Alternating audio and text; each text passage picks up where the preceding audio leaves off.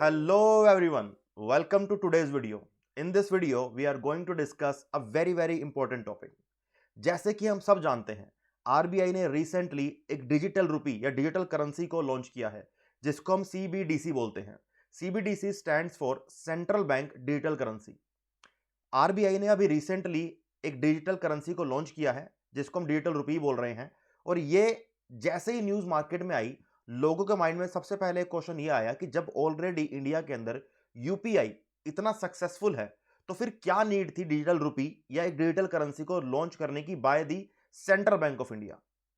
कि भाई हम अभी भी यूपीआई को यूज करके एक बैंक से दूसरे बैंक में पैसों को ट्रांसफर कर सकते हैं.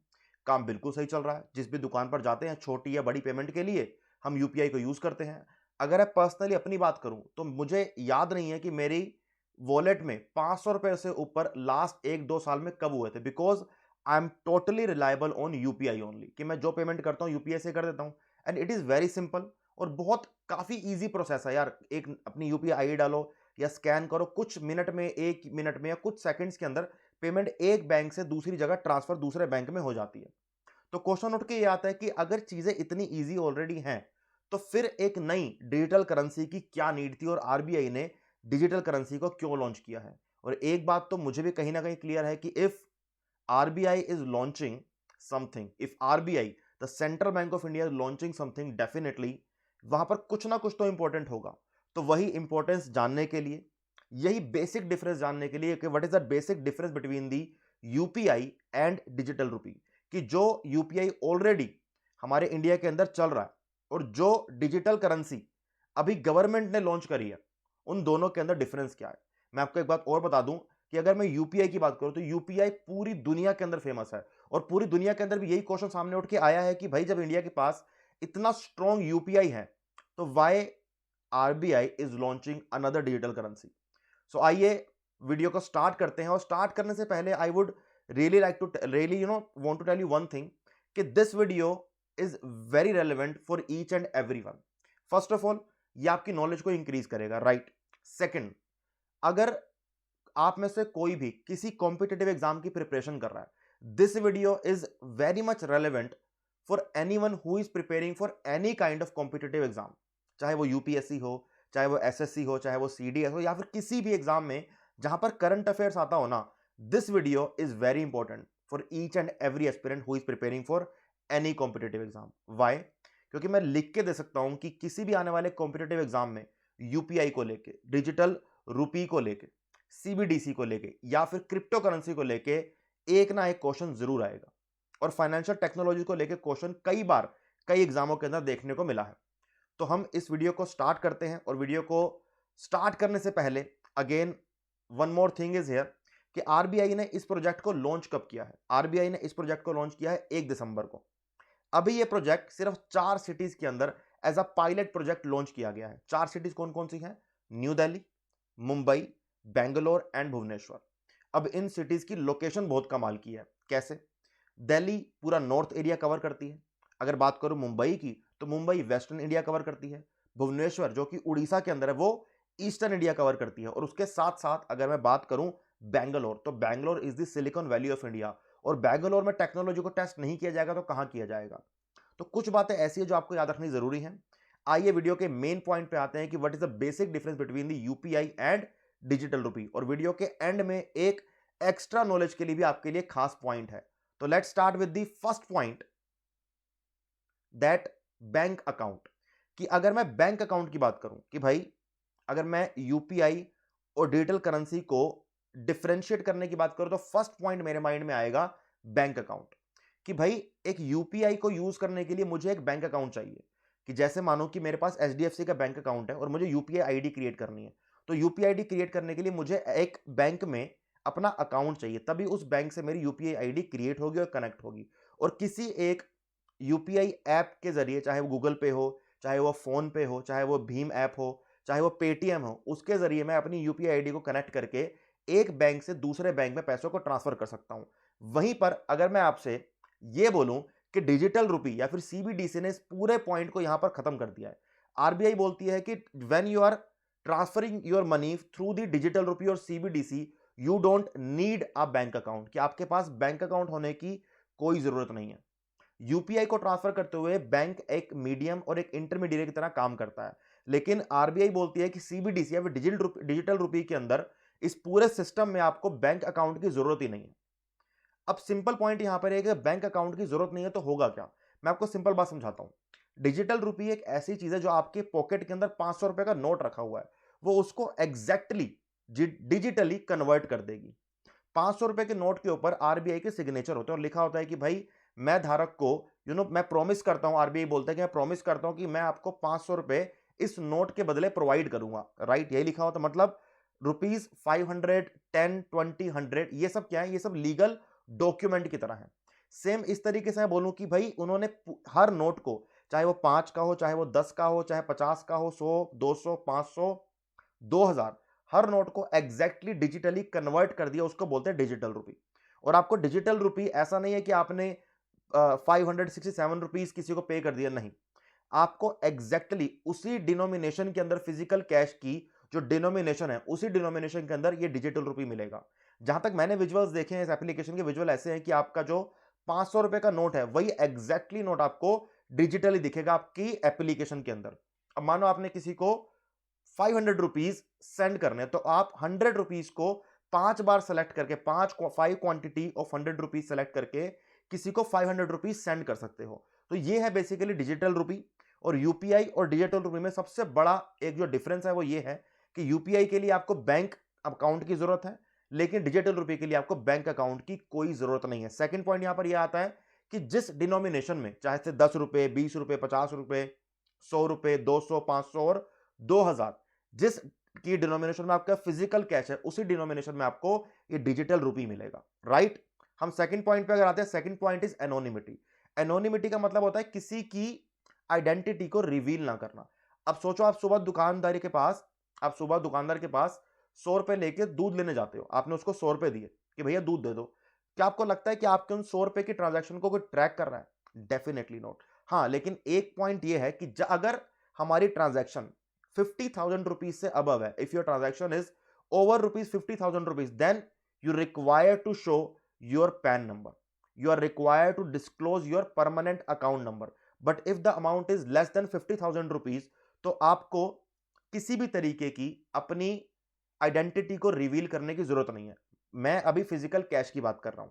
फिजिकल कैश की बात करो, चाहे मैं बैंक से ट्रांसफर की बात करूं, अगर मैं बैंक से 50,000 से ऊपर ट्रांसफर कर रहा हूं, तो वहां पर मुझे पैन नंबर को डिस्क्लोज करना पड़ता है। लेकिन इस पॉइंट को लेके अभी डिजिटल रुपी के अंदर कोई भी लॉ क्रिएट नहीं किया गया, और यह बोला तो गया है कि भाई एनोनिमिटी वहां रहेगी।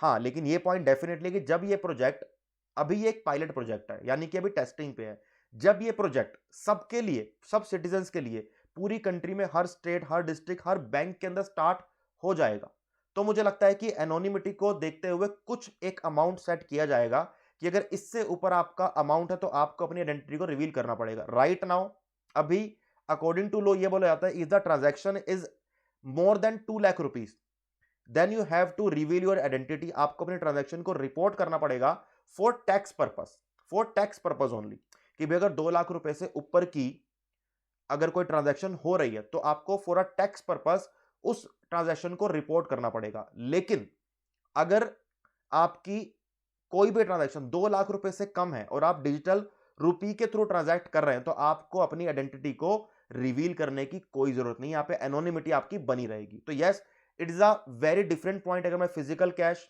यूपीआई, और अगर मैं यहां पे अपनी डिजिटल रुपी को कंपेयर करूं, तो यूपीआई के ट्रांसफर के थ्रू, फिजिकल कैश के ट्रांसफर के थ्रू अगर मैं किसी अपने अकाउंट से निकाल रहा हूं, तो वहां मुझे पैन नंबर को शो करना पड़ेगा if the amount is more then 50,000 rupees. लेकिन ऐसा कोई रूल अभी तक डिजिटल रुपी के अंदर सामने नहीं आया। अब एग्जैक्टली जब पायलट प्रोजेक्ट के बाद ये प्रोजेक्ट मेन लैंड पे लॉन्च होगा तो देखते हैं क्या होता है।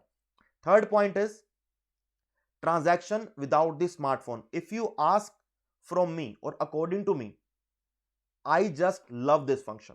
ये फंक्शन ये बोलता है कि अगर आपके फोन में इंटरनेट नहीं है तब भी आप पैसे को एक फोन से दूसरे फोन में ट्रांसफर कर सकते हो। See how creative it is, है ना। अब देखो, मेरे साथ अभी कुछ टाइम पहले क्या हुआ था, मैं एक फेस्टिवल अटेंड करने गया था, शायद दिवाली फेस्टिवल था, मुझे फेस्टिवल का एग्जैक्टली नाम याद नहीं है। तो वहां पर क्या हुआ, मुझे कुछ पसंद आया and I was trying to transfer some amount through the UPI, but वहां पे इंटरनेट डाउन था, the internet was down, so I was not able to transfer the money because वहां पे इंटरनेट नहीं था। और मुझे एक बार तो ऐसा लगा कि यार इस यूपीआई को लेके मैं इतना ज्यादा डिपेंडेंट हो गया हूं कि मेरे पास कैश नहीं है पॉकेट में, क्योंकि I was totally dependent on UPI only, कि जाऊंगा बैंक से ट्रांसफर कर दूंगा, बात खत्म। और हम सब आजकल यही कर रहे हैं। लेकिन आप दूर गांव की बात सोचो, रिमोट एरियाज के बारे में सोचो, जहां पर आपको इंटरनेट कनेक्टिविटी नहीं देखने की मिलती। यार आप इंटरनेट कनेक्टिविटी की गांव में या रिमोट एरिया की बात छोड़ो, कभी कभी जियो का नेटवर्क मेरे खुद के घर में नहीं आता और मैं दिल्ली में रहता हूं। जब दिल्ली में यह हाल है तो सोचो किसी रिमोट एरिया या गांव के अंदर क्या हाल होगा। और मुझे लगता है कि ये डिजिटल रुपी इस प्रॉब्लम को डेफिनेटली सॉल्व कर सकती है। अगर डिजिटल रुपी जो आरबीआई ने लॉन्च किया है, अगर ये इस प्रॉब्लम को सॉल्व कर देती है ना यार, तो it is going to be a game changer. और मैं डेफिनेटली बोल रहा हूं कि इस पूरी स्कीम को पूरी दुनिया के अंदर अप्रिशिएट किया जाएगा, क्योंकि ये बहुत बड़ा बेनिफिट है that you don't need an internet now for the transaction. एक फोन से दूसरे फोन में डिजिटल रुपी को सेंड करने के लिए आपको इंटरनेट की जरूरत नहीं है। देखो इंटरनेट है तो बहुत बढ़िया बात है, अगर इंटरनेट नहीं है तो वो सोच रहे हैं कि एसएमएस के थ्रू, क्यूआर कोड के थ्रू हम कुछ ऐसा सिस्टम क्रिएट करें कि जिससे लोग बिना इंटरनेट के पैसे को ट्रांसफर कर सकें। अगर ऐसा हो जाता है तो ये बहुत बढ़िया रहेगा। और पूरी इस बारे में रिसर्च करते हुए मुझे सबसे ज्यादा पसंद ये वाला एक पॉइंट आया है कि यहां पर इंटरनेट की जरूरत नहीं है आपको पैसा ट्रांसफर करने के लिए। नेक्स्ट पॉइंट पे आएंगे, this is the fourth point, single handle for all. देखो अगर मैं बहुत क्लियरली बोलूं तो मुझे ये वाला पॉइंट कुछ खास डिफरेंट या कोई अलग नहीं लगा। देखो मानो आपके पास एचडीएफसी बैंक है, आपके पास एक्सिस बैंक है, आपके पास आईसीआईसी, तो उसके अंदर आपको अलग अलग यूपीआई आईडी क्रिएट करनी पड़ती है। आप एक्सिस के लिए अलग यूपीआई आईडी क्रिएट करोगे, एचडीएफसी के लिए अलग करोगे, एसबीआई के लिए अलग करोगे। डेफिनेटली हम यही करते हैं और सब आईडी को हम फिर ऐड करेंगे अपने एक यूपीआई अकाउंट में, चाहे गूगल पे हो, चाहे वो पेटीएम हो, चाहे वो फोन पे हो। But this digital rupee is backed by central bank of India, that is RBI. Reserve bank of India यह बोलता है कि भाई दिस करेंसी डिजिटल रुपी और CBDC central banking digital currency is backed by the central bank of India. तो आपको अपनी बार बार ID को चेंज करने की जरूरत नहीं है। आपको यहीं पे सिर्फ सिंगल एक आपकी आईडी बनेगी जो आपकी डिजिटल रुपए की आईडी होगी। डिजिटल रुपए आपकी जो आईडी बनेगी सिंगल आईडी बनेगी और वो हमेशा हर प्लेटफॉर्म पे सिर्फ एक ही रही, क्योंकि उसकी एप्लीकेशन सिर्फ आरबीआई लॉन्च करेगा और आरबीआई ही आपको वो एक एप्लीकेशन चलाने के लिए देगा। तो डेफिनेटली सिंगल हैंडल रहेगा। मुझे इस बात को लेकर कोई बहुत ज्यादा ऐसा एक्साइटमेंट नहीं हो कि बहुत अलग फीचर निकाल दिया है कि ठीक है इट्स अ नॉर्मल थिंग, लेकिन कुछ पॉइंट अच्छे थे कि भाई बैंक अकाउंट की जरूरत नहीं है, काफी अच्छा अकाउंट है। सेकंड, आपको इंटरनेट की नीड नहीं है, ये बहुत बढ़िया पॉइंट है। नेक्स्ट पॉइंट पे आते हैं, the next point is physical currency backup. ये पॉइंट सुनने में लगता नहीं कि इंपॉर्टेंट है, but it is a very important point. अब सोचो कि आप जब यूपीआई को ट्रांसफर करते हो तो basically you are transferring some amount of money from one bank to another bank. हमें ऐसा लगता है कि मैंने 1,000 रुपए आईसीआईसी से एचडीएफसी के अंदर ट्रांसफर कर दिए, बट एक्चुअली वो ट्रांसफर एग्जैक्टली आपके क्लिक करने पे होते नहीं है, वो सिर्फ आपको शो कर देता है। अब अगर आप सोचो कि भाई एचडीएफसी के एक दिन में करोड़ों ट्रांजैक्शन होती होंगी, हमारे इंडिया की पॉपुलेशन 140 करोड़ है, उनमें से मानो कि अगर कुछ 10-15 करोड़ लोग भी अगर यूपीआई यूज करते हैं या फिर बैंकिंग सिस्टम यूज करते हो, तो सोचो रोज की करोड़ों ट्रांजैक्शन होती होंगी, राइट। अब करोड़ों ट्रांजैक्शन को हर सेकंड तो पैसे को यहां से वहां तो नहीं किया जाता। तो इसका एग्जांपल लेते हैं। अब मानो कि एचडीएफसी और एक्सिस बैंक के बीच में डेली में 500 करोड़ रुपए एचडीएफसी से एक्सिस बैंक के अंदर गए और 300 करोड़ रुपए एक्सिस से एचडीएफसी के अंदर गए, तो जो गैप निकल के आएगा ना 200 करोड़ रुपए, सिर्फ वही गैप एचडीएफसी एक्सिस को सेंड करेगा और डे के एंड में अपना सारा लेना देना को कवर कर लेगा। तो बेसिकली पॉइंट यह है कि UPI is backed bye a physical currency. एक यूपीआई करने के लिए, एक यूपीआई ट्रांसफर करने के लिए you need a physical currency, a amount in your bank. But if I talk about digital रुपी, तो भाई डिजिटल रुपी के लिए आपको जब बैंक अकाउंट की जरूरत नहीं है तो ये फिजिकल करेंसी से बैक नहीं करता। It is a legal tender. जैसे आपके जेब के अंदर मानो 50,000 रुपए हैं, तो वो आपके पैसे हो गए। अब आपके बैंक में कितने पैसे हैं वो अलग बात है। सेम डिजिटल रुपए की बात है कि मानो कि जो पैसा आपकी पॉकेट के अंदर है ना वो आपके फोन के अंदर आ गया। ये बहुत सिंपल तरीका है समझने का कि जो पैसा मेरी पॉकेट में था एग्जैक्टली उतना ही पैसा मेरी पॉकेट के अंदर आ गया और उसकी अमाउंट वही रहेगी। ये नहीं कि डिजिटली वो चेंज हो जाएगा। वही 100 रुपए का नोट, वही 100 का नोट मेरे बैंक में आ जाएगा, मेरे डिजिटल रुपए की एप्लीकेशन में आ जाएगा और वो वैसा का वैसा रहेगा। और जैसे हमारा नोट 50 का, 100 का, 200 का, 500 का, 1000 का एक लीगल टेंडर है और आरबीआई हमको प्रॉमिस करता है कि जो उस नोट की वैल्यू है वो आपको प्रोवाइड करेगा और वहां पे गवर्नर के सिग्नेचर भी हैं। सेम उसी तरीके से जो digital rupee is issued by RBI and it is going to be a legal tender in itself, right. जरूरी नहीं है कि फिजिकल करेंसी से बैक करे, कोई जरूरी नहीं है, लेकिन यूपीआई ट्रांजैक्शन के लिए आपको फिजिकल करेंसी आपके अकाउंट में होनी जरूरी है, राइट। तो ये बहुत अच्छा पॉइंट लगा मुझे ये वाला भी, कि भाई अगर एक बार आपकी जेब में आपने 50,000 रुपए एटीएम से निकाल लिए तो आपका जरूरी नहीं है कि बैंक में कितने पैसे हैं। सेम वही पॉइंट है, जब आपने एक बार अपने डिजिटल रुपी के अंदर पैसों को ट्रांसफर कर लिया तो मानो कि आपकी डिजिटल पॉकेट बन गई, वो आपका डिजिटल वॉलेट बन गया। बहुत सिंपल पॉइंट है ये वाला। इन सब पॉइंट में हमने अभी तक ये समझा है कि what is the basic difference between the UPI and the new central banking digital currency, CBDC या फिर डिजिटल रुपी। ये 5 पॉइंट मुझे ऐसा लगे थे कि अगर हम इसको समझ लें तो हमें इससे ज्यादा और समझने की जरूरत नहीं है। यहां पर हमें लगता है कि हमने काफी कुछ, जो मुझे लगता है कि हमने काफी कुछ समझ लिया, और विद एवरीडे हमें इसके बारे में और नया नया पता लगेगा तो डेफिनेटली हम इसके बारे में और बात करेंगे। लेकिन इन पांचों डिफरेंस को डिस्कस करने का मेरा एक मन था कि मैं एक चीज आपके साथ और डिस्कस करूं, that is what is the difference between CBDC and crypto, कि सेंट्रल बैंकिंग डिजिटल करेंसी या डिजिटल रुपी और एक क्रिप्टो करेंसी के अंदर डिफरेंस क्या है। तो आपको मैं एक बात बताना चाहूंगा बहुत सिंपल सी, crypto currencies are independent digital currency that run on the principle of decentralisation and without predetermined value और बैकिंग। देखो, जो क्रिप्टो करेंसीज हैं वो इंटरडिपेंडेंट या इंडिपेंडेंट डिजिटल करेंसीज हैं। उन्हें कोई भी बैंकिंग सिस्टम, कोई सेंट्रल बैंक या कोई फाइनेंशियल सिस्टम या कोई इकोनॉमिक सिस्टम बैक नहीं करता, और वो एक डिसेंट्रलाइज्ड वे के अंदर चलती हैं, है ना। एक देखो, वो ब्लॉकचेन को फॉलो करती हैं, यहां पर डिजिटल रुपी ब्लॉकचेन को ही फॉलो करता है। डिजिटल रुपी ब्लॉकचेन पे ही काम करेगा और उसको और इंप्रूव करेगा, लेकिन दोनों में ये एक सिमिलैरिटी है कि दोनों के अंदर ब्लॉकचेन कॉमन है, बट लेकिन ब्लॉकचेन सिर्फ एक डाटाबेस मैनेजमेंट सिस्टम है। क्रिप्टो करेंसी जहां पर इंडिपेंडेंट करेंसी है, जिसको कोई भी बैंक बैक नहीं करता और उसकी कोई भी प्री डिटरमाइंड वैल्यू नहीं है। If I talk about 50 rupees note, अगर आपके पास आज 50 रुपए का नोट है, अगर आप उस नोट को कहीं पर संभाल के रखो और 10 साल बाद उस नोट को कहीं जाकर दोगे तो उसकी वैल्यू सिर्फ 50 रुपीज ही रहेगी, अगर वो अभी यू नो गवर्नमेंट ने उसको अलाउ किया है अगर तो। लेकिन अगर मैं आपसे क्रिप्टो करेंसी की बात करूं, let's take an example of Bitcoin. If I talk about 10 years ago, the value of Bitcoin was few dollars, the value of Bitcoin of few dollars। लेकिन आज के टाइम में राइट नाउ एक बार में इसकी वैल्यू 50 लाख रुपए भी हो गई थी, फिर 30 लाख भी हुई, फिर 25 लाख भी हुई, फिर 38 लाख भी हुई। यानी कि जो किसी भी क्रिप्टो करेंसी की जो वैल्यू है वो उसकी डिमांड और सप्लाई से फ्लक्चुएट करती है। जैसे स्टॉक मार्केट के अंदर कोई stock according to the demand and supply और according to the market system, according to the economic health, वो उसकी वैल्यू अप या डाउन करती है। सेम क्रिप्टो करेंसी की वैल्यू भी इंक्रीज और डिक्रीज करती है। But if I talk about digital rupee और if I talk about CBDC, central banking digital currency, it is backed by the RBI of India, reserve bank of India, right. तो यहां पर जो इसकी value है ना वो प्री डिटरमाइंड है।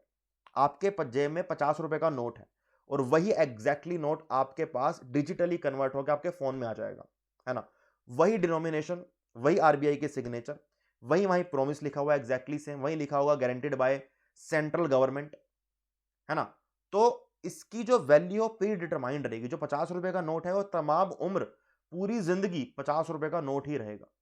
इसमें एक पॉइंट मुझे और अच्छा लगता है बताने के लिए कि every year India almost spend 3 to 4 lakh crore rupees, 3 to 4 lakh crore rupees to print notes, to print currency, to print paper currency. तो यहां पर अगर पूरी इकोनॉमिक सिस्टम को डिजिटली कन्वर्ट कर दिया जाएगा तो वो 3-4 लाख करोड़ रुपए को हम सेव कर सकते हैं और कहीं पे कहीं और यूज कर सकते हैं। जैसे कि हम इंफ्रास्ट्रक्चर में उसको यूज कर सकते हैं, we can use that 3-4 lakh rupees for the welfare of people in the infrastructure projects. और काफी ऐसी चीजें होंगी जहां पे हम उसको अच्छे से और यूज कर पाएंगे, क्या पता टेक्नोलॉजिकल एडवांसमेंट के लिए यूज कर सकें। तो मुझे लगता है कि काफी बढ़िया स्टेप है ये वाला। और एक बात और, इंडिया को देख के बाकी कंट्रीज भी अब ट्राई कर रहे हैं कि हम भी अपने डिजिटल करेंसी को लॉन्च करें। उनमें से एक हमारा पड़ोसी देश है चाइना। चाइना ने अभी एक डिजिटल करेंसी को प्रपोज किया है, डिजिटल युआन, जिसका नाम है ECNY। It is proposed by China. India ने तो पायलट प्रोजेक्ट की तरीके से लॉन्च कर दिया है। कई बार तो काफी मुझे प्राउड फील होता है कि भाई इकोनॉमिक पॉइंट ऑफ व्यू से हम काफी कंट्री से बहुत आगे हैं। जैसे यूपीआई, जितना एफिशिएंटली यूपीआई इंडिया के अंदर है ना, वैसा कोई सिस्टम किसी भी कंट्री में नहीं है। Now we are launching digital rupee backed by the central bank of India, that is RBI. I think it is an amazing move for the economic system of India. तो मैं तो and में आपको यही बोलना चाहूंगा कि मुझे लगता है कि आरबीआई ने ये जो स्टेप उठाया है, it is going to be very beneficial for the economic system of our country. इसी के साथ हम आज की वीडियो को एंड करते हैं। Thank you so much, take care, bye bye, जय हिंद।